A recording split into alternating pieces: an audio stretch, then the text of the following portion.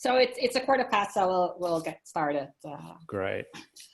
Welcome, everyone. This is the very first roundtable of the virtual ECPR conference that's taking place this year, not in Innsbruck, but here online. In this roundtable, we'll be discussing what politics will look like in the post-COVID era. Now, I'm fully aware that as political scientists, we don't have a crystal ball. So everything that will be argued will be tentative, I guess. But nevertheless, it's worthwhile examining how this pandemic that is taking place is affecting politics in Europe. My name is Sarah de Lange. I'm professor of political science here at the University of Amsterdam, and I'm joined today by 4 excellent speakers. In the other order in which they will appear, these are, first of all, Jonathan Hopkin, Associate Professor of Comparative Politics at the London School of Economics. His research focuses on parties and elections in Western Europe, especially on Italy, Spain, and the UK. And his latest book is called Anti-System Politics, The Crisis of Market Liberalism in Rich Democracies, which appeared only earlier this summer, I think, with Oxford University Press. Then we're joined by Rebecca Adler-Nissen, who is professor at the Department of Political Science of the University of Copenhagen, and she researches diplomacy and EU integration, as well as digital disinformation. And she is the author of Opting Out of the European Union, Diplomacy, Sovereignty, and European Integration, which appeared with Cambridge University Press in 2014. Our third speaker today is Rob Ford, who is a professor of political science at the University of Manchester. And he studies party politics, public opinion, and voting behavior. He is the author of a popular collection of essays called Sex, Lies, and the Ballot Box. And he has a new book coming out, which is called Brexitland: Identity Conflicts in British Politics, which he co-authored with Maria Sobolewska. And it is available later this year, I think. And then last but not least, we are joined by Professor Tom van der Meer of the University of Amsterdam, who is also the director of the Dutch Parliamentary Election Study. And his research centers on electoral volatility, political trust, and social capital. And he is the co-editor of the Handbook of Political Trust, which appeared in 2017. So we have 4 very distinguished speakers who will enlighten us on their perspectives on what the current pandemic is doing to politics. And they're offering a more long-term perspective. So of course, the COVID pandemic is affecting politics as we speak. We've seen that in many countries, it has led to the declaration of a state of emergence or to the balance of power between parliament and government shifting. We've also seen some short-term spikes in popularity of governing parties. But what we're interested in this panel, in this roundtable, is whether or not these changes will remain and whether we will see a politics in the post-COVID era that is different from the politics that we knew prior to the pandemic.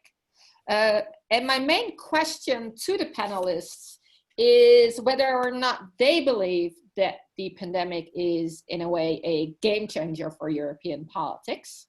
Is it fundamentally altering politics as we know it by introducing new developments? Is it acting as an accelerator of developments that were already taking place but have speeded up through the pandemic? Or is it really not changing anything? And is the developments that we're currently seeing something that will be very temporary, and will we go back to normal after the crisis, whenever the crisis might be over? The 4 speakers will have about 5, max 7 minutes to introduce their perspective, to indicate whether they feel that the crisis is really a game changer or not, and also highlight in what ways they think it is affecting politics. After their initial introductions, we'll have 10 minutes in which the panelists will respond to each other's perspectives. Another 25 minutes or so of debate, and then we have 25 minutes left for the audience to pose questions. And they can do this in the Q&A chat, which they find at the bottom of their screen. So if you have any questions coming up during the debate, feel free to write them down in the Q&A, and we'll pick up on some of your questions later in the session. So I would like to give the word first to Jonathan Hopkin to outline his position. Jonathan, go ahead. Great, thank you. And maybe wave your hands furiously if I'm starting to go over time, which is very likely. I will. Great, thank you very much and for organizing and introducing. So I guess you mentioned my book, and I guess I might take the opportunity to plug the fact that I have a book that came out exactly as the pandemic was starting, which was not great timing. And it also, of course, was too late for me to bring in any perspectives on what's going on with COVID into the book. But it might not surprise you to know that I don't think this really changes a lot of the things I wanted to argue. It does, in fact, accelerate some of the changes that I think were afoot. And the argument I make in the book is that our current set of political and economic arrangements are exhausted, both a particular kind of democracy in which political parties have increasingly become kind of hollowed out and have real trouble connecting with people, and have real trouble also generating kind of visions of the future and policy programs that might actually resolve people's problems, and hence you get a lot of democratic disaffection. This is nothing new, of course, but the failures of political parties to address the problems facing us, I think, are accentuated in this situation.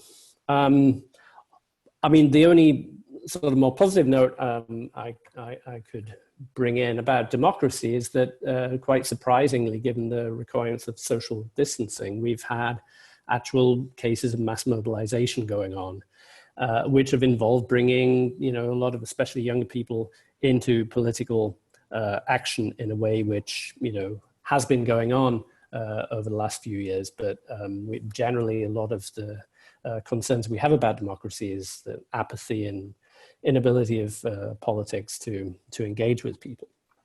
But at the same time, of course, the pandemic provides opportunities, especially for kind of authoritarian leaders like Trump in particular, to manipulate democracy by, for instance, making it hard for people to vote and so on. So that's one part of the argument that I'd like to make, but I'd really like to focus more on the kind of economic consequences of the pandemic and the ways in which the pandemic have kind of revealed the ultimate bankruptcy of the kind of neoliberal economic model. Forgive me, I only have 5 minutes, so I'm going to use these kind of quite loaded and simplifying terms. What's really interesting about the pandemic is how it's revealed that an economy which rests in large part, at least for a good, more than half of the economy is made up of private economic activity, and a considerable amount of that in advanced democracies these days is service sector employment, kind of personal services of the kind which are very deeply affected by the pandemic for kind of obvious reasons.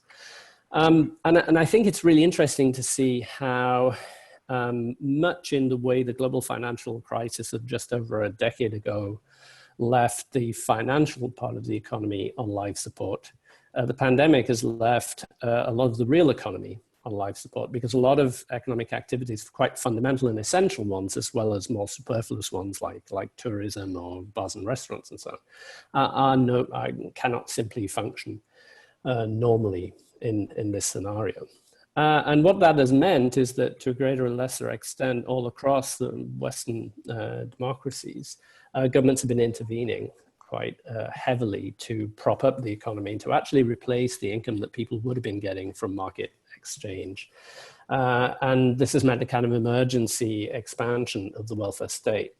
And the argument that I would make is that, because I argue in the book that markets have been increasingly clearly failing to meet the needs of large parts of the population, even in the rich countries in the world, that the pandemic has kind of revealed the unsustainability of this particular type of economic model, and has sort of turbocharged some of the responses to those failures. And in particular, I'm thinking about things like universal basic income, which the Podemos left-wing party in Spain, which is part of the coalition government in Spain, has been able to push through a sort of partial UBI currently in Spain. And the pandemic is obviously, because of the massive unemployment that it creates, especially in a country like Spain, which has a long history of mass unemployment,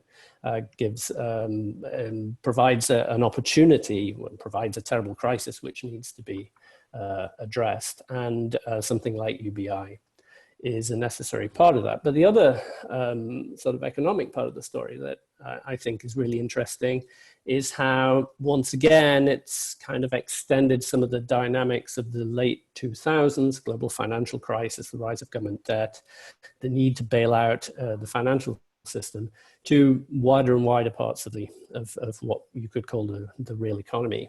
And what we're faced with now, Britain, for example, which has spent 10 years supposedly implementing austerity to try and reduce indebtedness, as all of that hard work and suffering has been for nothing, because now government debt to GDP ratio in Britain has just passed 100%. And this is not unique.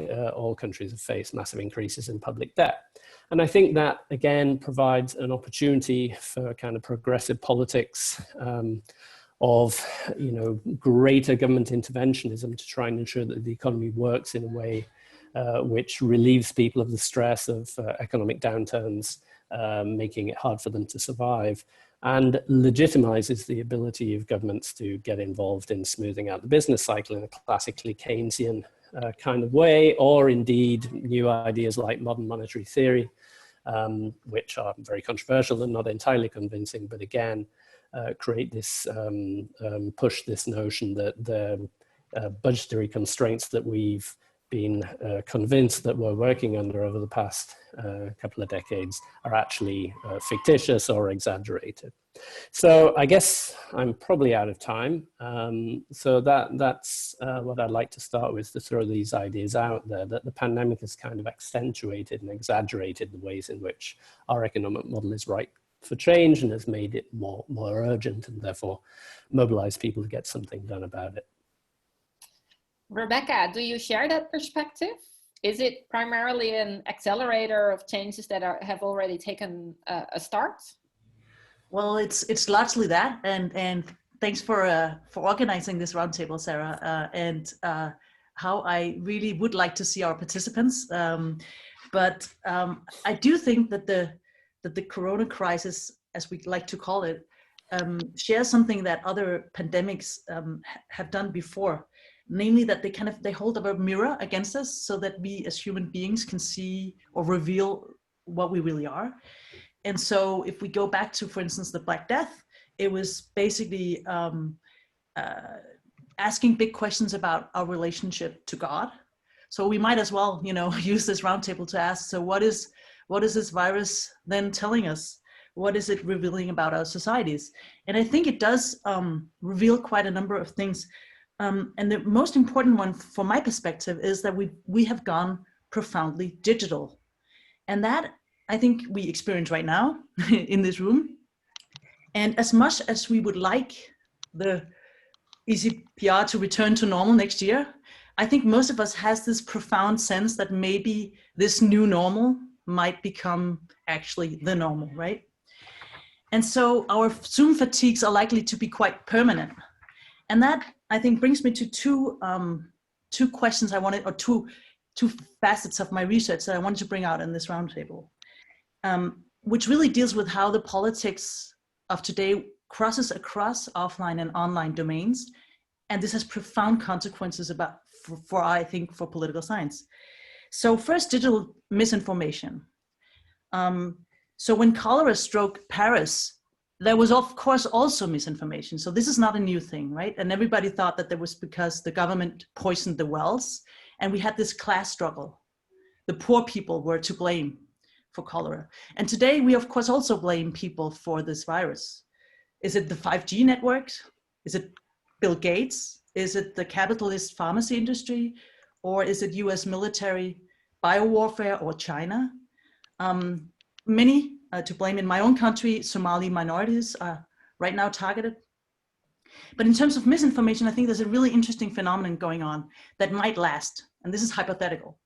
But what we can see in our research, where we collect misinformation, tweets and across platforms, social media, Facebook as well, is that we can see that there is a kind of emerging, I wouldn't call it alliance, but conversation across the right and the left, across anti-vaccine, pro-guns, pro-migration, pro-climate, various kinds of groups that were usually not in conversation, but they agree on one thing, that this is misinformation, that the coronavirus is basically not real, or that they're being misguided by authorities. So there's a really anti-systemic movement that we can identify globally.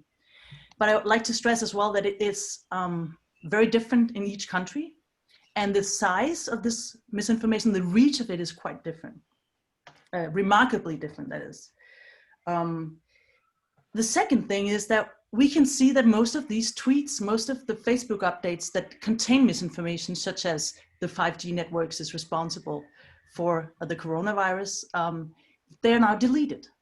So what we can see, and I think this is hugely important, authoritarian regimes were mentioned, and we do focus a lot on Orban and the way he's now putting opponents into prison for spreading what he calls misinformation. And that is certainly important. But I think the most important censorship we're currently seeing, the most important curation of our political debate takes place by the tech giants. And we have no way of knowing at this point what is being deleted, what are the arguments for deleting posts. And this raises both methodological problems for us as to know, how big, how much of a misinformation do we actually see, but also more profoundly, we have to realize that our communication, the lifeblood of political debate today is actually not as much guided by public service, if it ever were, or governments, but by a big tech corporation. And I think that is a finding that we are currently living with, but we really haven't found a way to deal with. So this brings me to my second observation, which relates to the international relations dimension of all of the crisis. And basically, I've been researching diplomacy for a number of years, and if there's one thing that all diplomats share, this is the idea you have to bring people into the room. So how does diplomacy cope with social distancing? When you lack that final handshake, when you lack the physical proximity, or as Angela Merkel, the German chancellor, said, when you can't walk around the table, how do you find a compromise? And so it seems that they're almost sort of opposed, essentially, the idea of diplomacy and social distancing. And so we've been doing more sort of anthropological research, trying to trace what diplomats do, ambassadors do when they can't meet physically. And I think they do some of the things we do as well today, namely to simulate or kind of repair or compensate for the lack of intimacy. So we see all kinds of dressing up, of using your flags, but also of trying to actually meet physically, even though you're not allowed. So we have ambassadors that meet then in different ways. And an interesting cost and perspective of this, which I think is relevant beyond the question of diplomacy and international relations, is that while these ambassadors have a script of saying we are the heroes, we are the ones that will make the show go on in Europe, we will create the Corona package number 3, 4, 5, despite everything. We will do this on Zoom if we have to. This stands in very stark contrast to the way people experience the coronavirus outside of Brussels or Geneva, but also more importantly, perhaps, that this comes as a cost, which is very paradoxical, because the digital tools were supposed to create more transparency or more inclusion. But what we have seen is that it's extremely difficult for media and the public more broadly to know what is going on. There's not the same way of asking questions. And if you're not part of that platform where discussions are taking place, how will you sort of bump into a minister, bump into someone with decision-making power? So it seems that so far, the digital revolution has, at least in this case of the Corona crisis, not led to more inclusion in terms of the promises of the digital platforms. I'm going to stop here, and I'm sure we'll get back to some of these questions. Thank you very much for your contribution. I already see one tension emerging between a state that's more interventionist in the economy and private actors becoming more important in our public debates. Rob, what would you like to contribute to our perspectives on post-corona politics? Okay, well, I'm also on Team Accelerate, which seems to be the more popular of the three framings of what's going on here. I'm also going to sort of fulfill some negative European stereotypes about British people by being very parochial and insular and focusing largely on British political developments during the pandemic. And I really think that the general pattern here in Britain so far, at least to my mind, is that the pandemic is an accelerator of developments that were really already underway rather than being a game changer. The first area where I think that is quite evident is in the Brexit process itself. Our politics here was dominated by Brexit to an extraordinary degree for the 4 years or so prior to the pandemic, but it was already evident before COVID really took off around about March here that the salience of Brexit in British political debate, and in particular in the public mind, was in steep decline. So a large part of the electorate seems to have gone along with the framing of the Johnson government that the passage of the withdrawal agreement bill in January, which ratified the agreement that Johnson secured with the Europeans last autumn, basically constituted the end point of the Brexit process. Now, of course, that isn't actually true. We still have negotiations ongoing about the future relationship between Britain and Europe, which is primarily a trade negotiation, and by all accounts, they're not going particularly well. So there's a good chance this could boomerang back to the top of the agenda in coming months. But essentially what COVID has done is accelerated that shift of Brexit off the political agenda entirely. It's provided another issue for the government to talk about, not necessarily an issue that they have enjoyed having to focus on, not necessarily an issue that they have performed well on in the eyes of the public, but it does represent quite a phase shift from what we've all been used to in the previous 4 years. The other area where you can see a similar kind of agenda shift is immigration politics. Now, the decline in the salience of immigration in British politics actually began more or less immediately in the aftermath of the Brexit referendum. And the pattern of British public attitudes on immigration has also undergone an extraordinary shift in the years since the referendum, with essentially the balance of opinion being positive towards immigration now for the first time since we've had like reliable public opinion measures in Britain. That hasn't changed during the pandemic so far. I mean, we've heard mention of the potential for migrants and minorities to be scapegoated in conspiracy theories about COVID. I totally agree that that is a major possibility, and some actors on the far right here are trying to do that. But if you look at public opinion as a whole, it hasn't really shifted in a negative direction on immigration so far. And indeed, one of the major policy U-turns that we've seen from the British government, and there have been quite a few of those in the past 6 months, has been on immigration, because the pandemic has shone a light on how reliant our public services, and in particular our health and social care services, are on migrant labour. The government essentially has a policy of imposing a tax on migrant labourers to pay for the NHS. The media picked up on the fact that it was a bit ridiculous to tell people who were literally risking their lives to work in the NHS to then pay a tax to use it. And for about a week, the government maintained that this wasn't a ridiculous policy at all, only to find that the public really hated it so much that they had to back down on it. And for someone who was researching immigration politics in this country 15 years ago, that's quite an extraordinary thing to see under a Conservative government. Would have been inconceivable even a few years ago if you were to have told me a British right-wing government would be basically forced to adopt pro-migration politics because of public outrage about its anti-migration politics. So that's quite a change. Another area where we had already seen a big shift in the political debate, but COVID has drastically accelerated it, is the one that Jonathan has also mentioned as well. which is austerity politics. For most of the past 10 years, the conservative framing of economic and public services policy has been George Osborne's rather crass, we have to pay off the nation's credit card type analogy. You know, those awful left-wing governments overspent and we have to pay down the debt, we have to stop spending so much, you know, we all have to tighten our belts, all these kind of rather naff household analogies. That all went out of the window actually last winter. It's clear that Johnson has no kind of ideological commitment to spending restraint whatsoever. The senior figure in his government who did, Sajid Javid, was removed almost immediately when Johnson won the election and replaced with somebody who's similarly ideologically flexible. And the pandemic, which has forced this dramatic increase in public spending, has only accelerated that tendency.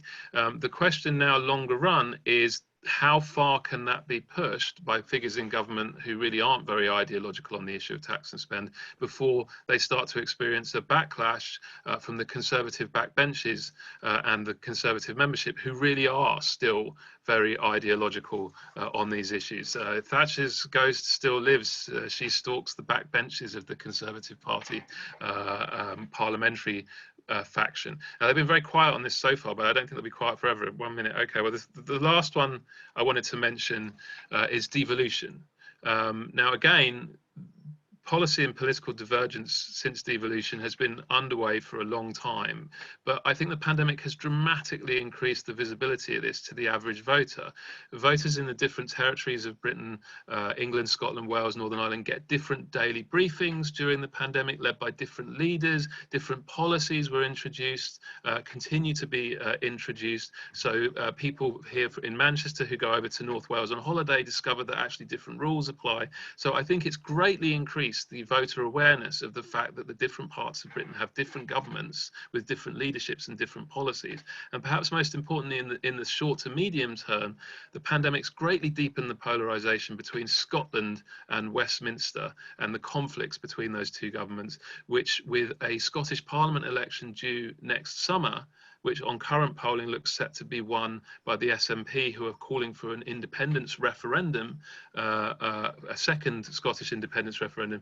It's quite possible that the second half of this parliament, if COVID comes back under control, will once again be dominated by a constitutional conflict generated by the demand for a referendum on leaving a larger political union. Thank you very much, Rob. Tom, is the perspective from the Netherlands the same as that from the UK? Well, yeah, no, I approach this question primarily as a scholar of political trust, and in that respect, I'm stuck between the two options that you mentioned, that to some extent this crisis could accelerate existing trends, but also that we might just be seeing, in terms of political trust, a dip rather than a fundamental change. So I think I'm the odd duck in this roundtable that doesn't necessarily say accelerate, but says, well, it might just not do that much. So there is already a structural tendency across Western Europe that the role of political distrust in voting behavior is increasing. So distrusters and trusters tend to vote increasingly for parties. This is, of course, not in the least a response to or evidenced by the rise of populism. Now, if you look at what the COVID-19 crisis does to political trust, there is this short-term effect and a long-term potential. The short-term effect has gotten the most attention by us as political scientists. I think I've reviewed, well, more than a handful of papers on the rally around the flag effect on COVID-19 over the last few months. There's also a longer-term effect on accountability. And this rally around the flag effect, I think, is something that will probably be a dud in the longer time span. I don't think that the rally around the flag will really change that much about structure of politics. So this rally around the flag is a boost in political support, primarily for the executive, in response to an externally driven crisis. It leads to a boost in political trust. It leads to people being more law-abiding in the short run. It leads to people being more accepting of proposals aimed to deal with this crisis. And of course, we all know 9/11 as a prototypical rally around the flag effect across the Western world. in fact, but it's not a very typical example. It's quite the outlier in the sense that rally around the flag effect had an effect in a more structural way. Now, why do I think that this rally around the flag won't do that much in the longer run? First, it's very situational. So a rally can only come about if there is an external national crisis where the government is not culpable. So for the first wave of COVID-19 infections, you could say, well, this is external, it's a national crisis, and there's no culpability. For any second wave or third wave or a structural incapacity of government to deal with this issue, you won't see this rally around the flag reoccurring. The rally around the flag effect is related to anxiety, to fear, to patriotism, and those are all very temporary changes that it brings about. Now, last March and April and May, there were some pundits in various countries that concluded that the rally around the flag effect would have this big effect on on upcoming elections, not just for the next few months, but also for next year. For instance, in the Netherlands, the party of our Prime Minister, Mark Rutte, doubled in the polls. By international comparative standards, it remained quite small, but I think Rob once mentioned we are the biggest hobbit in Hobbitown. Our Prime Minister's party doubled, and it was by far in the lead. And even though elections were still a year out, there next March, the conclusion was drawn that this would be an insurmountable lead already by now. Yet over the last few weeks, we can already see that the lead is eroding quite quickly. So this rally around the flag effect is quite temporary. And it makes sense because it is so situational.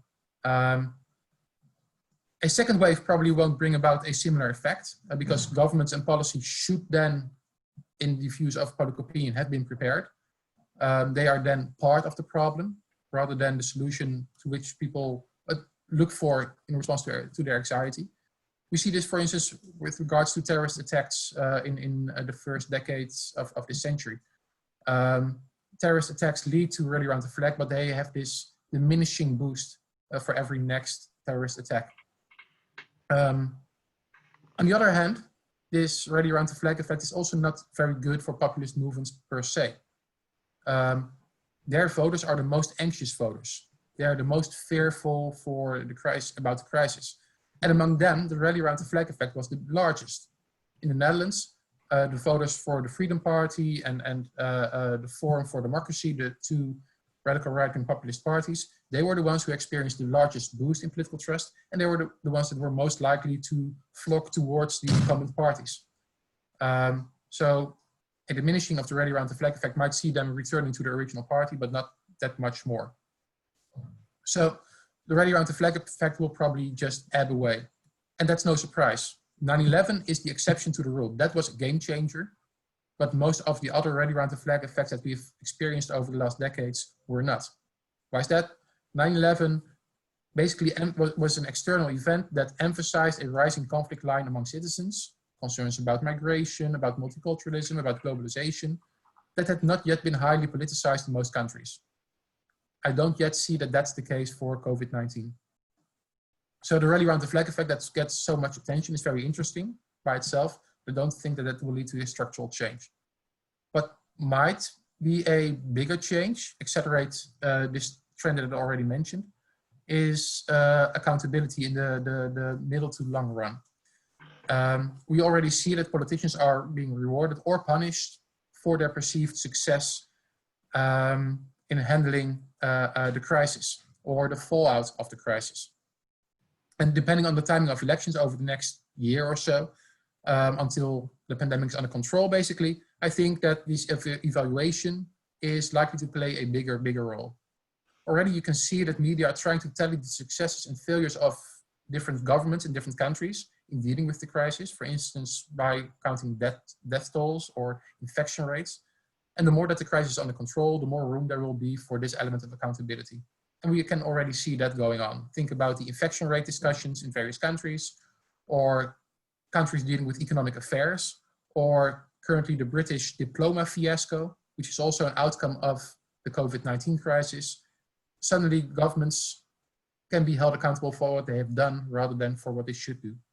And I think that can be more influential to politics in the middle to long run. So this might really accelerate the rising role of accountability in elections that we can already see taking place across Western democracies. So this electoral divisions by political distrust. Now beyond that, beyond the scope of political trust, undoubtedly the crisis will affect the structure of society. But that's the ballgame that the others have already mentioned. Thank you very much for your contribution, Tom.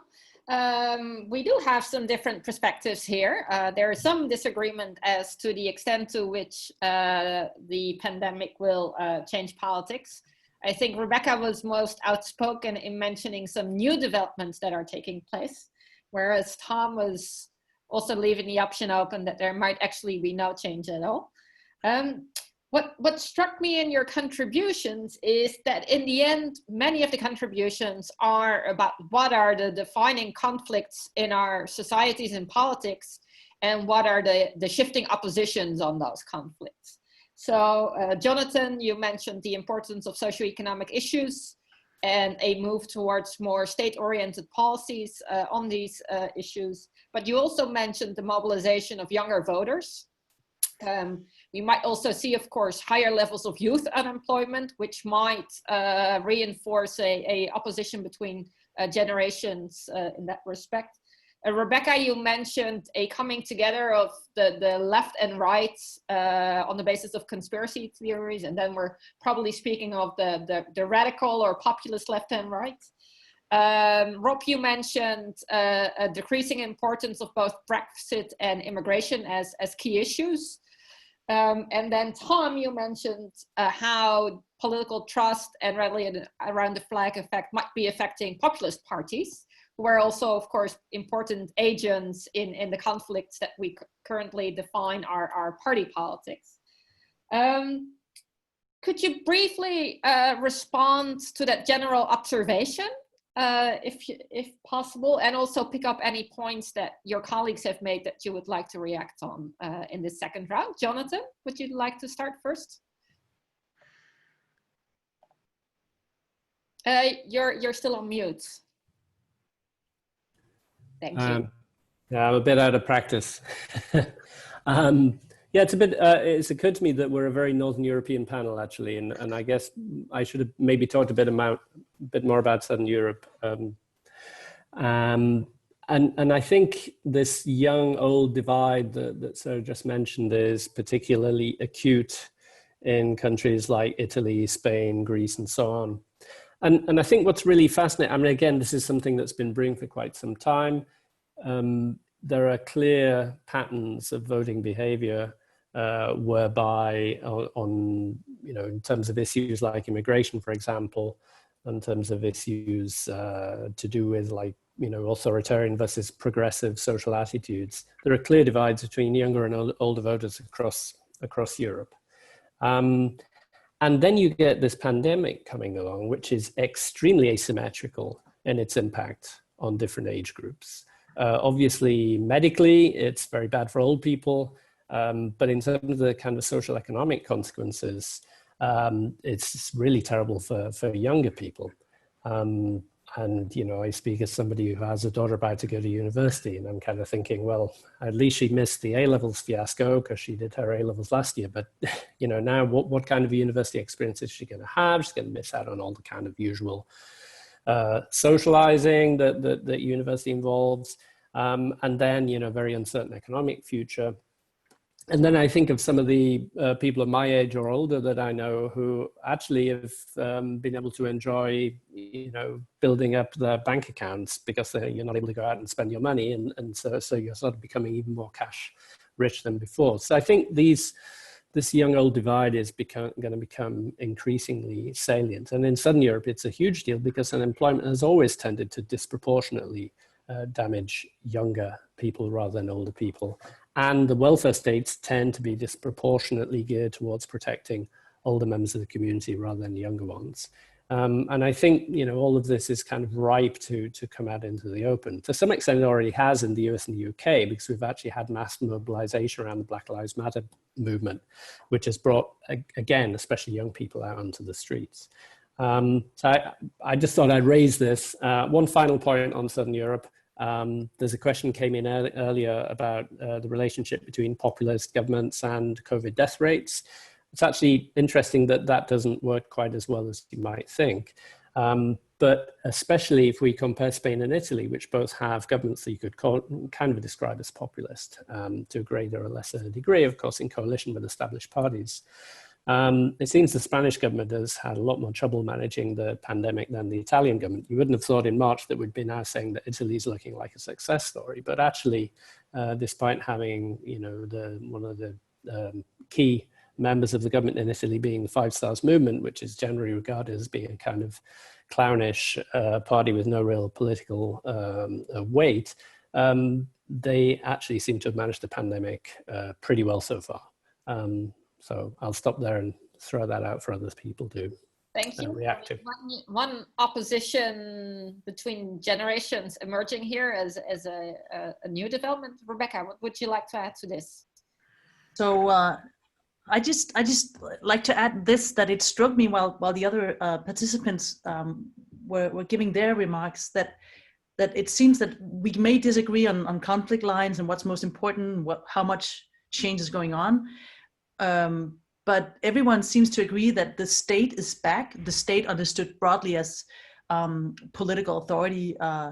And that seems to be just an interesting observation, given that, let's say we had this conversation 10 years ago, I don't think we would have the same, with the same remarks. So definitely we're seeing some interesting changes in political life. But that also leads me to my second point, which I think relates a bit to Tom's point about accountability. Yes, we might see voters punishing their national leaders. So the state, you know, the nation, or whatever we might call it, is surely very present in our political imaginations. But what it takes to create real accountability in terms of how our political debates are now structured, including this way we look at each other in the gallery view or whatever, we don't have the tools. And here's an interesting paradox. The diplomacy that was supposed to work also during Corona, right, has utterly, if not failed, then has been missing. It's been extremely difficult to build solidarity in the first months because the lockdowns affected everyone. And so I do think that we have, for instance, my own government didn't give masks or necessary equipment, the right one, to ventilators to the government of Italy, even though Italy asked for that very early on. So we have seen a very sort of problematic response in terms of European level response, and that relates to the problem of the state, because if the state is back, it doesn't really help in terms of securing European digital sovereignty. This sort of buzzwords that the European Commission keeps on talking about, but we will never get to that point where we know who censors our conversation, who arguments populist debates, who pays for what on our political debate without some kind of European cooperation on this and possibly global, but it has to start somewhere. And I see a real sort of tension here where I think that accountability is going to be very small seen from this perspective if we don't understand how to get that under control. Okay. Maybe a follow-up question for you. So you see a tension between the nation state being back and the European integration process, but how do you see Europe as a conflict line in national politics evolving? Is it, because Rob already hinted at Brexit becoming less important. Do you see this as a European-wide trend, or is it actually leading to increasing polarization of the EU? Well, I think it's too early to say on this one, because here I'm totally with Tom on the short term. The short-term consequence for European politics has been basically, it's been largely erased from the public debate because it's been so nationally focused, with the exception of those countries asking for help.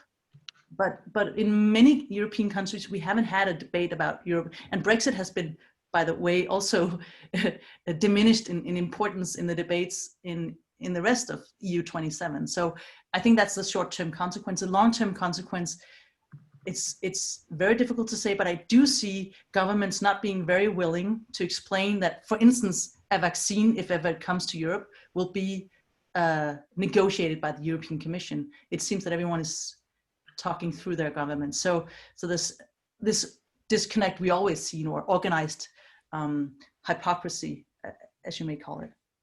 Thank you. Rob?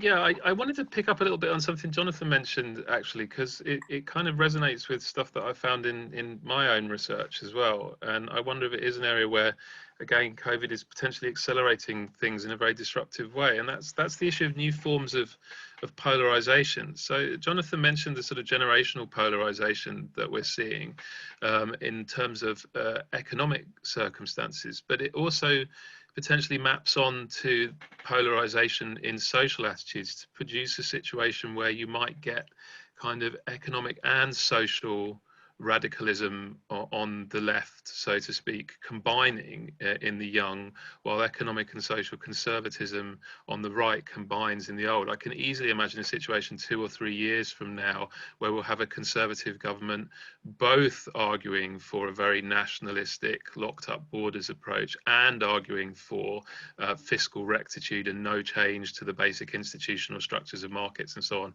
while young people who have had by that point 20 years or more of that not working for them at all, basically saying they want to junk the whole lot and begin again. And I think that potentially will be something very new, that combination of two forms of radicalism all mapping onto a generational divide could be very disruptive.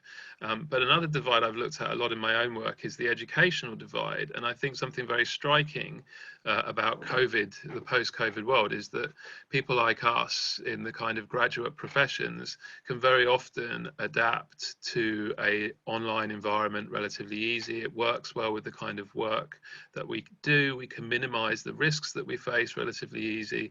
Whereas the professions that have been hit hardest, both in terms of exposure to the virus and in terms of the economic risks they face in terms of their professions just simply disappearing, are very often the low skill, low qualification professions. So this potentially exacerbates this long-running trend of polarization along the university, non-university line. I mean, it's very striking in the US polling right now that the divide between graduates and non-graduates has never been larger. It's been growing in lots of European countries as well. And that brings me on to a third axis of polarization that I've long been interested in, which is identity. And I wonder if we're going to end up with a situation where there are essentially two different kinds of politics going on in parallel, that the kind of performance politics, you know, traditional valence politics, credit and blame that Tom talked about, will reassert itself amongst, say, the middle-aged and graduates and so on, and everybody will focus on whether the policies are working and holding governments to account for that.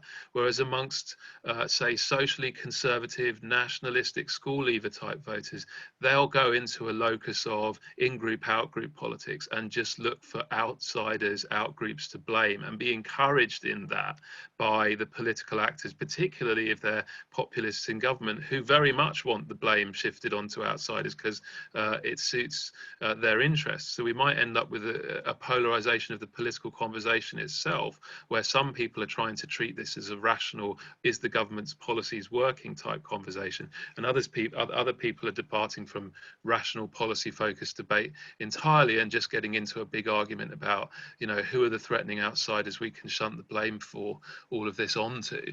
I think that's potentially a fairly depressing scenario, but I fear an all too plausible one. Okay, thank you. Tom? Yeah, your question struck me as very intriguing. What I was trying to get across is I think the trust-distrust debate in politics, the politicization thereof in our voting behavior, is a very basic type of conflict. It's the establishment versus the challenger, for instance. That's a trust-distrust dynamic. It's being driven by mistakes, by scandals, by the politicization that Rob was just talking about. I can see that acceleration. On a bit higher level, a more substantive level of conflict, is this shift and perhaps a realignment of the existing conflict lines, like the economic conflict line about state intervention. I do indeed think that this conflict line will be more salient, and I fully agree there with Jonathan and Rebecca. That might also have the consequence coalitions within parties, for instance, right-wing conservative or left-wing cosmopolitan or whatever, or between parties in a coalition government may no longer make sense. But what I don't think this crisis will do is a shift of the conflict lines itself, the way that Schatzschneider and theorized decades ago. 9/11, here is the atypical example. 9/11 contributed to the party systems across many countries losing control over the dominant conflict lines. They lost control over the structure of the party system because suddenly the theme of immigration, of multiculturalism, of globalization was a very fundamental part of the debate. I don't see that happening now with COVID-19 because it's not actively being related to a slumbering line of conflict. I could imagine that being the case, but rather I see that happening for an issue like climate that can be framed in different ways, but not so much for COVID-19 in the way it's being framed at the moment by parties. We're still stuck in this whole frame of economic affairs or in the frame of accountability. Could I ask you how you see the relationship between the developments in political trust that you described and the digital disinformation trends that Rebecca mentioned? Well, there again, I see both as an outcome of the politicization of distrust, because it's becoming a salient conflict line that distrust becomes part of almost of your political identity. Distrusters will start to flock around media outlets that will confirm their distrust. We do not yet see that there is that these media have a big effect, but rather it's a self-selection effect to a very large extent. But I see both basically as the outcome of the same underlying process. And in a way, it might simply be the result of the fact that national governments and national parties do not herd voters enough around their own dominant conflict lines. They don't have these compelling stories anymore, because we see in some countries, in some instances, when countries do and parties do, they're able to re-emphasize their original conflict lines and have a decreasing role for merely distrust, trust, or incumbent versus challenger. The four of you have mentioned many party families in your talks. We've talked about populist parties, we've talked about challenger parties, established parties, and the current governing parties, which in many West European countries are of the right at the moment. But I wonder what your ideas are about what these developments mean for social democratic parties, the parties that for the last decades have been in electoral decline in many countries, and especially your observation that the state is back in. Does that mean that there's room for revitalization of social democracy? Any of you that would like to comment on that? I would briefly. Yes, is the short answer. I definitely see that. I can mostly speak in this respect for my own country, but the Social Democrats, in a new, but also a very old-fashioned way, have sort of been able to draw in voters from populist parties, right-wing populist parties, but across the board, and seem in a very, at this point,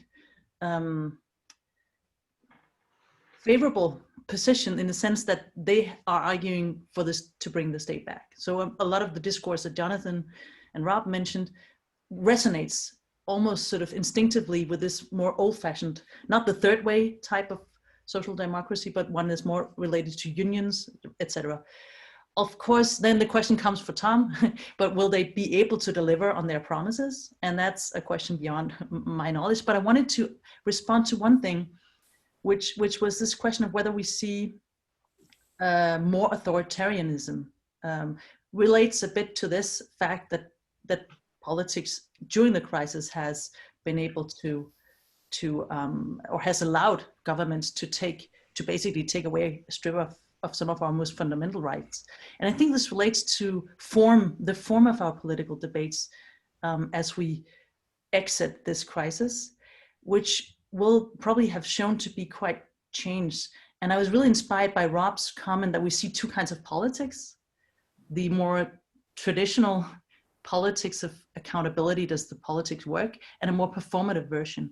And I would go even further and say the performative version of politics, the claim making, etc., has already taken over and have sort of shaped the way also the social democrats in the future will have a political discourse.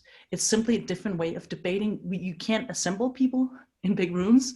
You can't do the traditional party meetings. So you are becoming more and more performative visually, and also adopting some of the more populist tricks, because you have to, you're online.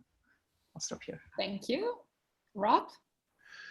Yeah, I mean, in Britain, obviously, with our first past the post system, this becomes a lot more complicated. I mean, both main governing parties have to try and build majority winning coalitions that become increasingly heterogeneous.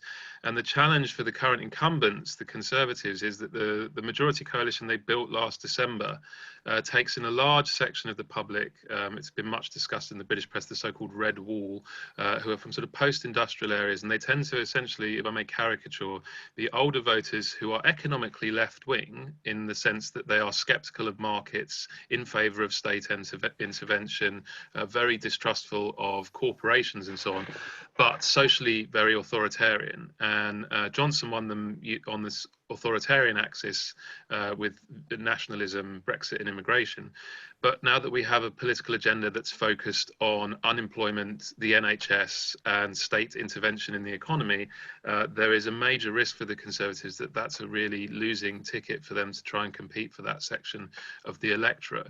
But given that the Conservatives know this and have already shown a willingness to do whatever it takes to hold on to winning coalitions, I would not be surprised at all if they look to go full bore on the authoritarian end of the axis in whatever way that they can, because that's where these voters align with them.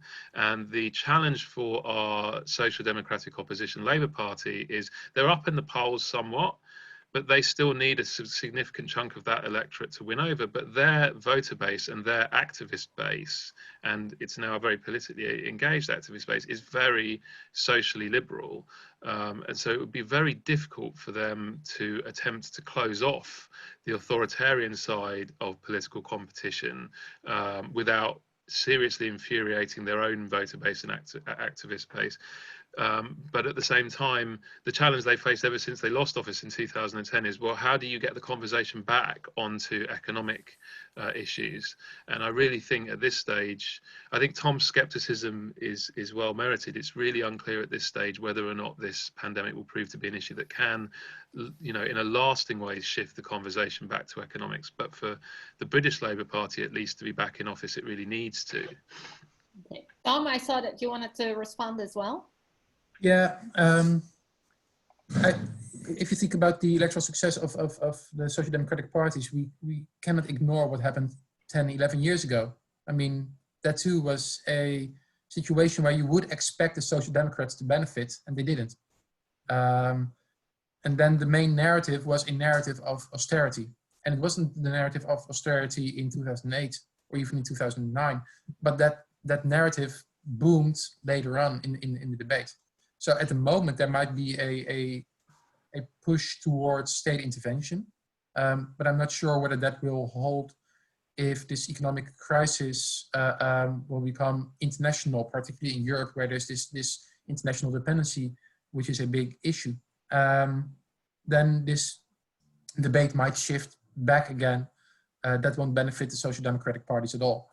And even if it does, even if we stick to the state intervention part, which, to be honest, for now really seems to be the main narrative, I'm still not sure whether social democratic parties themselves are the ones to benefit from that.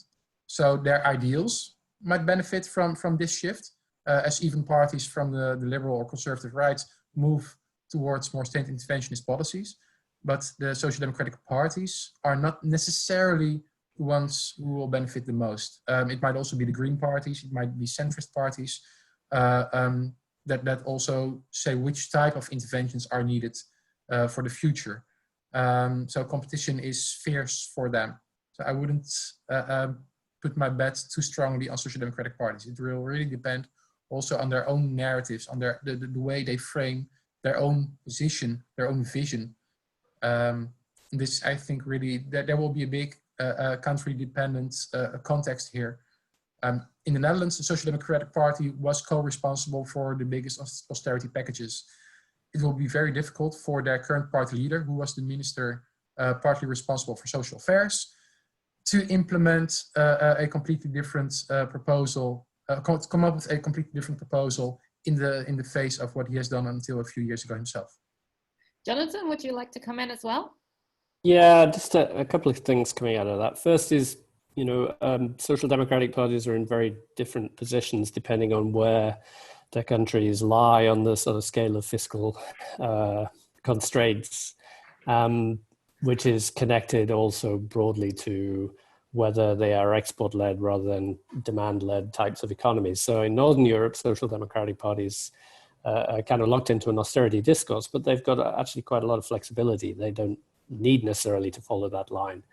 I'm kind of curious why they do, but perhaps there is less need for dramatic increases in state intervention in countries which on the whole have pretty sound welfare states, still low levels of unemployment. Obviously in Spain and Italy, it's very, very different, but the problem there is that, you know, they are bound by European rules which restrict their ability to expand public spending and run deficits. And in Italy in particular, this has been extremely controversial and very difficult for the Democratic Party, which I guess is the equivalent of a Social Democratic Party elsewhere, but kind of isn't really. And they've been the most fervent supporter of European integration and, by extension, European fiscal rules over the last 20, 30 years in Italy, which is not a great position to be in if you're a social democratic party. And it's not surprising that they're suffering increasingly loss of support to parties like Salvini's League, which is very anti-European. Obviously talks a lot about immigration, but they talk a lot too about the ways in which the euro is restricting Italian national sovereignty. Just one more point, very briefly, Tom mentioned the fact that the Greens might potentially benefit from this scenario. We haven't really talked so far, but it does connect to the generational divides we were talking about earlier. We haven't really talked about the environmental problem, which is sort of increasingly, obviously, the elephant in the room, right? And the ways in which that's going to shape our politics in the future, because the time is rapidly approaching where we just can't ignore this stuff anymore. We're going to have to really seriously think about how we re-gear our economy and society to cope with a lower carbon world. Or at least I hope we do. We could just pretend that it's not happening, which is also a possibility. But I think younger voters are increasingly likely to be interested in a politics which addresses this, because after all, they're the ones that are going to really have to deal with the consequences. Yeah, perhaps that we can come back to that last point during the Q&A. We're moving into the last 30 minutes of this roundtable, so I'll go into the Q&A chat to see what kinds of questions the audience have. If you have a question that you would like to put to our panelists, please type it in the Q&A section. Let me see what kinds of questions are already there.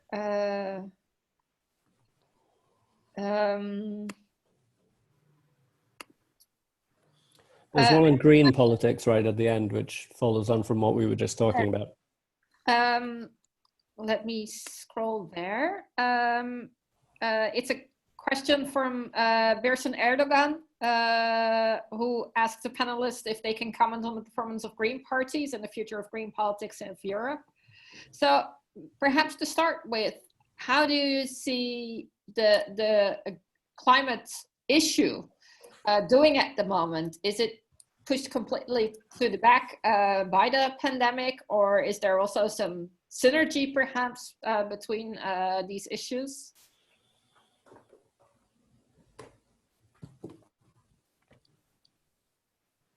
Who would like to go first?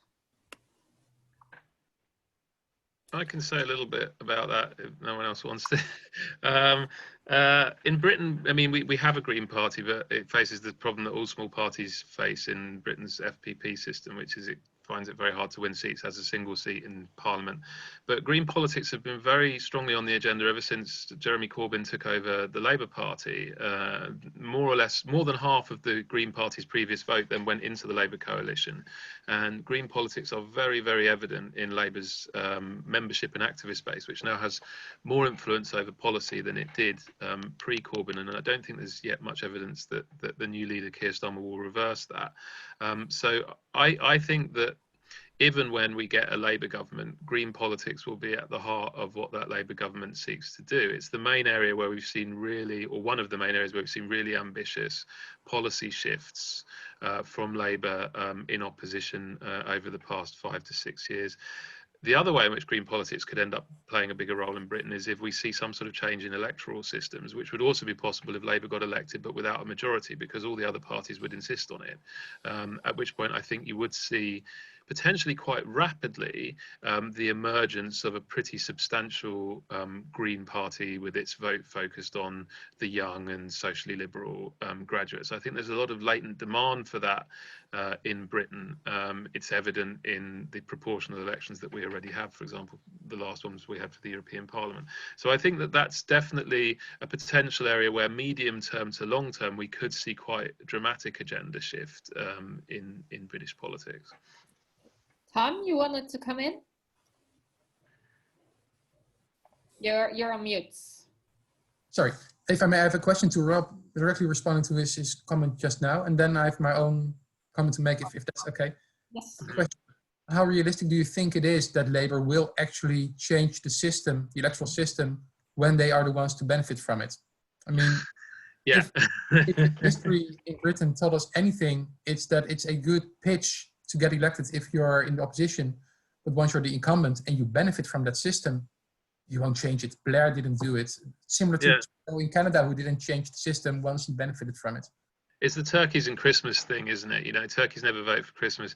That's why the only way in which it happens is if Labour are the largest party in Parliament but don't have a majority and therefore require the support of the SNP, the Liberal Democrats, the other smaller parties. That normally you would say that's less likely, but right now, because of the geography of the vote, I won't go into the details of it, it's more likely that Labour would be elected at the head of such a kind of rainbow coalition than I think at any point in post-war political history. So while I would still say it's the less likely of the outcomes, because I think if Labour got close to a majority, they'd still find ways to just avoid doing it. I think it's more likely than at any point for a long time. But yeah, you know, if Liberal Democrats, for example, have been praying that this moment would come for roughly 70 years and praying in vain. So you're right, it's still more likely that they just carry on with the existing system because they benefit from it. And your own point, Tom? Yeah, sorry.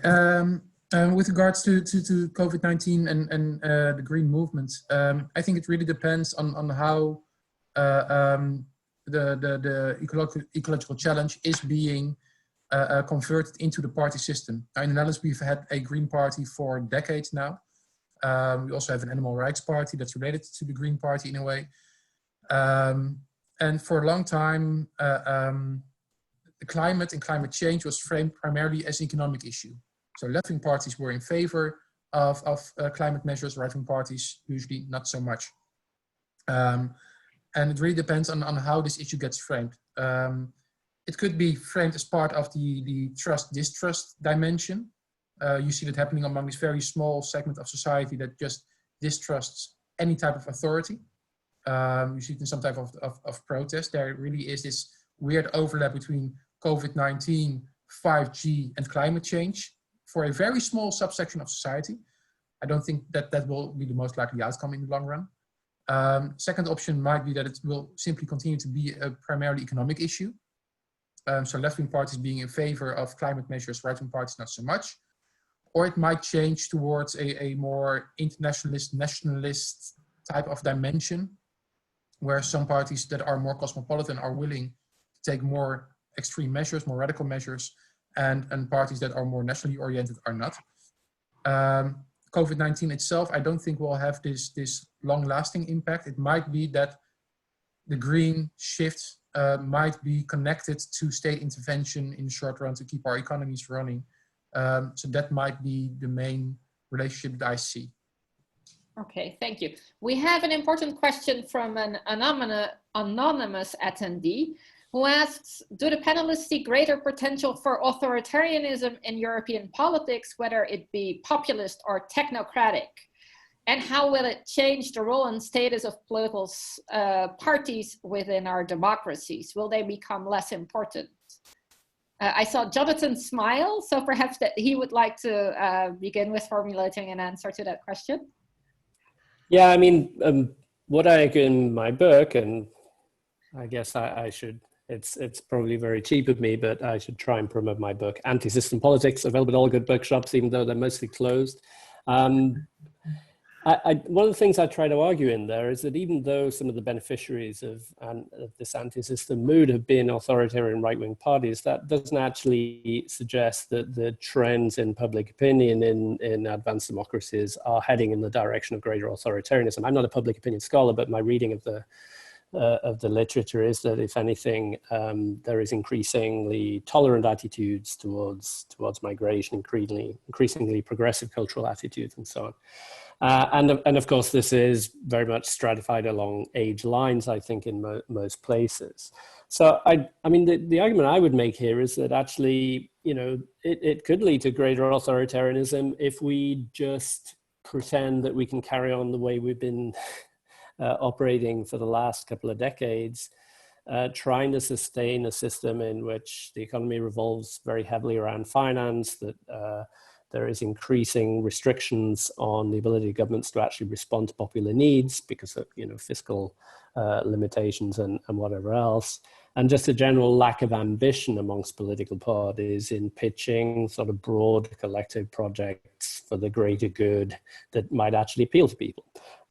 So I guess my answer is that there is out there, maybe this is just the sort of optimistic lefty in me, but there is out there a constituency that could potentially respond to a kind of Green New Deal type of politics. And I think the more the population changes, older people die out, newer people, younger people come into the electorate, you know, I would like to think that at some point there will be a kind of a bit of momentum behind some kind of change, which really rethinks the way we organize our economy and society in a way which tries to deal with, you know, tries to get greater solidarity and a more sustainable environment at the same time. Thank you. Anyone else would like to comment on this issue? Rebecca? Yes, so this is nice because we have a little disagreement here. I do think there's quite an appetite for authoritarianism across Western democracies, of course, in some more than in others. And some democracies have at this point turned radically towards authoritarian leadership, even within the European Union. So I think it's a good question. I'd like just to add to that we could see both developments at the same time. So Jonathan could be right at the same time as we could see parts of the population that feels rightly or wrongly that the system doesn't work for them. And here we go into Rob's work on identity, that even if it does deliver economically, it doesn't deliver on the identity issues of a sense of nostalgia for a world where things were different and weren't that progressive. So there's definitely a turn against the liberal international order. And we see a merger of flirtations, but also real engagement with authoritarian leaders across nations. And this is kind of a transnational mobilization, which is increasingly fascinated by strong men, misogyny, anti-immigration, and it's a powerful force, which also sort of shapes discourses within mainstream politicians. So I do think even the discourse of authoritarianism is adopted by some of our leaders today. So I do think we really have to focus on this. It's a very alluring and it seems to have a real potential, at least in some of our countries. I have a question that I would like to probably put to Rob, as he is a scholar of immigration attitudes, and to Rebecca, who studies opt-outs also in terms of migration policies at the EU level. Jose Javier Olivas asks, in addition to economic protectionism and identity as justification of borders, couldn't COVID-19 create a new narrative argument for parties trying to bring borders back to the center of the political debates? What would your idea be about that, Rob? I mean, I think it's certainly plausible, but to my mind, rather superfluous, in that I don't think the section of the electorate that is skeptical of immigration has ever wanted for justifications for immigration control. COVID maps nicely onto the kind of arguments that they've always made, and indeed, if you go back to, for example, the first wave of immigration in Britain, the sort of theme of the threat of disease from immigrants features actually quite heavily. But the kind of people who found that kind of argument plausible were people who were going to be opposed to immigration anyway. I think very often with this stuff, you have people who have a strong kind of ethnocentric worldview, strong identity attachments. They look for ex post justifications for attitudes they were always going to hold about immigration in terms of being against it. So COVID, I suppose, could function as a legitimation device, which is potentially increasingly important with, as we saw, for example, with Black Lives Matter, the rise of kind of politicized anti-racism, anti-xenophobia. With the other end of this divide very often arguing that this kind of stuff is intolerance, it's illegitimate, it's bigotry, then, you know, voters increasingly and parties increasingly want legitimation devices to make their arguments acceptable. So I think it is possible COVID could serve a political function on that front in terms of legitimating already existing anti-immigration sentiment. But in terms of generating it, I'm a bit more skeptical. I think that the well springs of it are deeper than that. Rebecca, we've seen that many EU member states have introduced more strict border checks since the start of the crisis. In various ways. Are these likely to stay? Yes, and the reason why I think they are is that they were already likely to stay. That is, they are called temporary, but if you look at the list of current Schengen member states that have introduced temporary border controls, and you look at their excuses for doing so, also before this crisis, they were at best, from a legal perspective, not 100% watertight. So it was something that was politically tolerated because it's something governments really want. And this goes, I think, across. It's not an ideological thing. It almost seems for them intuitive that the first thing they will do is close their borders when something happens. Interestingly, and I think this goes against the issue of diplomacy and the problems of diplomacy even being possible these days, is that the WHO, the only thing the World Health Organization really insisted on was, please don't close your borders, because this is a pandemic that cuts across national borders. So even if you close it, it doesn't really help. Also, it doesn't help in terms of actually giving the right information. And we've seen, there was a question from someone in the audience saying, well, isn't China spreading misinformation? And the WHO, the World Health Organization, is saying, well, part of the problem is if you see this from a national perspective, then you want to contain not just your population, but also information about the crisis. So I think these things go together, but I just wanted to say the Schengen system was already filled with sort of temporary opt-outs or reinstallment of border control. And I think that's going to continue for quite some time.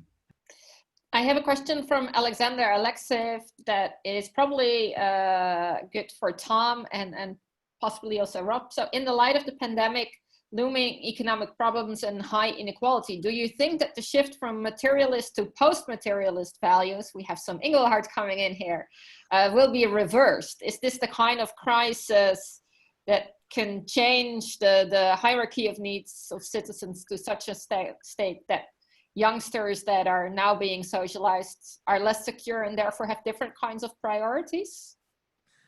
Well, I think that shift is quite often being overstated.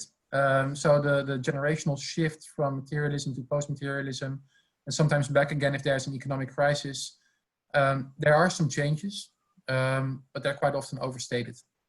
So in that sense, yeah, probably younger generations will be somewhat more materialistic, but rather whether it's generation or rather individuals within a specific context, placing more emphasis on specific values that's the first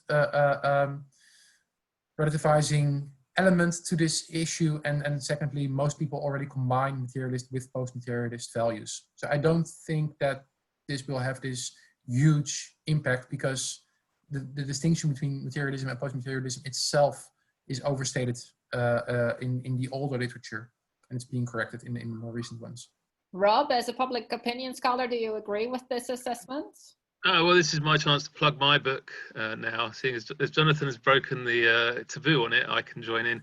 So in my new book, Brexitland, which is out on October the 15th, available in all good bookstores, we argue that the really important mechanism driving these generational divides and the educational divide we've seen emerging is actually much more to do with identity attachments and identity politics, in groups and out groups.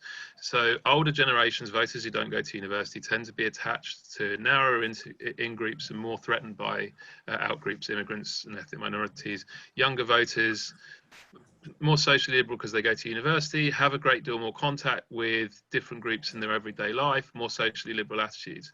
A lot of what Inglehart argues, I think a little bit barks up the wrong tree. I think some of that stuff does map on, but this is a distinctive mechanism, and I don't think anything in COVID will reverse that. If anything, for the reasons I gave earlier, I think it will exacerbate it, because voters who are strongly attached to a kind of ethnocentric, in-group focused worldview will find this new environment threatening, and you get the Karen Stenner authoritarian threat mobilization dynamic. Something threatening's happened, we need to protect the in-group from the threat and expunge the threatening outgroups, whereas at the sort of identity liberal, cosmopolitan end of the spectrum, you'll find that those identity conservative groups themselves are now perceived as the threat.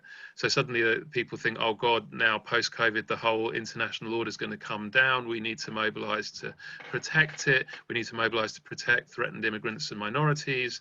We need to cement social norms of anti-racism. And that's what we saw, for example, in the Black Lives Matter movement. So I take the opposite view, in fact. I think far from throwing that kind of generational social values divide dynamic into reverse, I think it may accelerate it.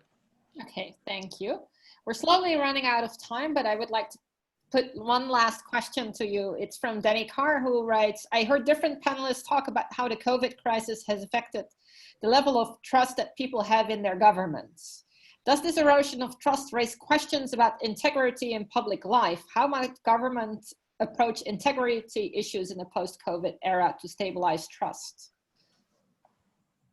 Tom? I don't think trust has eroded yet in most countries. In fact, trust is still in the lingering effects of the Rally Around the Flag boost. I do think that there are lessons to be drawn from the way in which these trust boosts have fluctuated across country and over time. In Nordic countries, the governments placed more emphasis on society's own way to deal with the advice that governments gave. In other countries in Southern Europe, you can see that there was a stricter implementation of state force in a way. Even then, not that fierce, but it was there more openly. That's one thing you can learn. Another person questioned what we can learn about leadership here. And the third person, by the way, asked about technocracy. What does this tell us about technocracy? And there are all these different country-specific responses that we should look into later.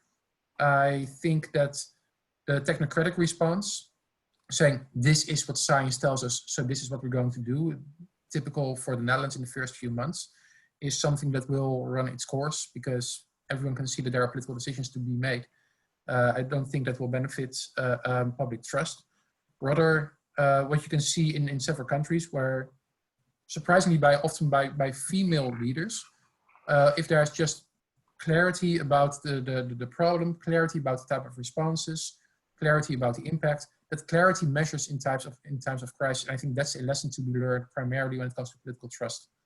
And I think clarity rather than technocracy or types of measures is what matters most when it comes to trust. Because again, the boost in trust is a response to anxiety, to fear, then clarity is one thing that will really benefit people in terms of trust. Jonathan and Rob, you are from one of the countries where there have been issues with politicians or political advisors not obeying COVID rules. It's something that we've seen occurring in other countries as well. Ireland is currently experiencing a scandal. Is this the kind of integrity issue that we should be concerned of, or is there a bigger debate about integrity to be had in relation to the COVID crisis? I think, in a way, I'd like to start off with a positive note. I think it's quite remarkable how well societies have coped with what they've been asked to do. All of a sudden, on the basis of, very just basically your government telling you that there is this risk, there is this virus, we're all going to have to, stay at home and face extraordinary, social economic costs. People have, for the most part, pretty much done what they were asked to do. I think that does say something about our trust in government. There's all kinds of conspiracy theories going around, all kinds of people who say, I'm not going to do this, I'm not going to wear a mask, whatever. But actually, it could have been a lot worse. And I think also the way governments have responded is in some way probably quite, I've experienced most of the pandemic in Britain. I think the British government's performance has been pretty shoddy. There's also been a lot of corruption, I think. Things are coming out now about all kinds of not very transparent ways in which public money was used. Italy, I think, on the other hand, has come out of this looking rather good. And there are a couple of lessons there. First is that I think we need to rethink whether trust in government really is as low as historically we've tended to assume it is in a country like Italy. But the other interesting thing is that Italy has extraordinary state capacity, which Britain, especially because of the kind of 10 years of austerity, but also because of this kind of neoliberalization of our approach to government over the last 30, 40 years, Britain just didn't have the tools to be able to do certain things. So I've heard all kinds of stories from people who are living in lockdown in Italy that you couldn't actually get to the end of the street without being challenged by the police or carabinieri or whatever else. Whereas in Britain, pretty much, the lockdown was softer, but there was basically no sign of police anywhere. And there were all kinds of other stories about limited state capacity that we could talk about for the UK case as well. So I think, the kind of interesting, I'm looking forward to a wave of studies of this kind of public policy, public administration kind of angle to COVID, because I think some of the results might be not really what we would expect. Rob and Rebecca, would you like to come in as well before I round up this session? Yeah, on a slightly more downbeat note than Jonathan, in public opinion, most things never matter, but one did in Britain, and the one that did was Dominic Cummings' decision to test his eyesight by driving 60 miles up an A road to see a castle and back in the middle of the tightest part of lockdown. And we now have several sources of panel data that all confirm that in the wake of that incident and the decision of the government not to punish him in any way for having done this, trust in the government and support for the government's measures and willingness to sacrifice in future all fell quite substantially and in a lasting way. And I think that tells us something quite important, particularly when combined with the awful behavior of the Trump administration in the US, which is that elite signals and cues really, really do matter, even in a massive global public health crisis where you would think, people would have a very self-interested set of reasons for following many of these things. But it really matters to them that they see their political leaders doing themselves what they are telling other people to do. So if you have a political leadership that says you've all got to stay at home, you've all got to follow these rules really strictly, and then one of his advisors breaks all of them and excuses are made, that is genuinely harmful to the public health cause. Similarly, if you have a president who goes around essentially politicizing every single element of public health advice, that does genuine harm and has probably cost a great deal of American lives by this point. So what I think it does illustrate is that leaders do matter, not just in terms of the policies they bring in, but in terms of the symbolic role that they have in terms of exemplifying the behavior that they are expecting of others, the sacrifices that they're expecting of others. And they can, I think, make a real impact even when they do actually very visibly seek to exemplify the kind of rules and sacrifices and limitations that they want others to follow. Rebecca? Yes, I think that's very correct. I just wanted to throw in an assumption or a question, which is what are the cues that people follow when they change their behavior so dramatically as they have done. And we have done a study together with colleagues at Aarhus, and they've been looking at the differences between the Nordic countries. And here it's clear that Sweden, which has had probably the most, if not the most lax, at least the policy that has given most responsibility to the individual citizen. And that has actually, you can see that reflected in a very big uncertainty about what to do among Swedes. So the polls show that they do not feel that they are capable of making all those decisions. So there's a cost to this sort of trust in society, which I think is extremely interesting and goes back to this rally around the flag problem or the question of leadership. So I do think we need to disaggregate the different Nordic countries because they have had quite different policies in terms of lockdowns, etc. And it seems to me, interestingly, we can see that mobility, for instance, so do you go grocery shopping, do you travel to another city, that dropped just as dramatically in Sweden, which had no lockdown, as it did in Denmark at the same time. And the governments had very different policies. This suggests that people get cues from other places than the governments. I would suggest images of coffins in Italy and Southern Europe that have really sort of flooded social media and other media, general media, traditional media, to the degree that people are really just frightened and scared. And I think that really characterized at least that part of Europe in the first months. They were simply afraid of dying. Well, thank you very much to the four of you for your excellent contributions. I take away from this roundtable that the COVID-19 crisis is both deepening existing lines of conflicts and shifting oppositions on these conflicts, but also making some new ones, such as between generations, for example, more salient. We might see even more fundamental change in that we might have two different kinds of politics going on at the same time, one being valence politics and one being identity politics, and the two not really coming together. I also take from this session that on many of these oppositions, on these conflicts, the state is coming back in, but not necessarily on all of them. And lastly, I do take away some concerns about our democratic processes, about the role of digital disinformation, about whether or not trust will indeed be stable in the long term, even though Thomas made a good case for it that we should be positive. So I think these will be issues that can be explored further in our research and in this conference. I thank all the participants for being here and for formulating questions. Unfortunately, we couldn't answer them all, but perhaps that some of the panelists would like to answer some of the questions in the chat before they leave. I wish everyone a great conference, and I hope to see you in other panels in the coming days. Thank you very much for your participation. Thanks to you, Sarah. Now we have no applause.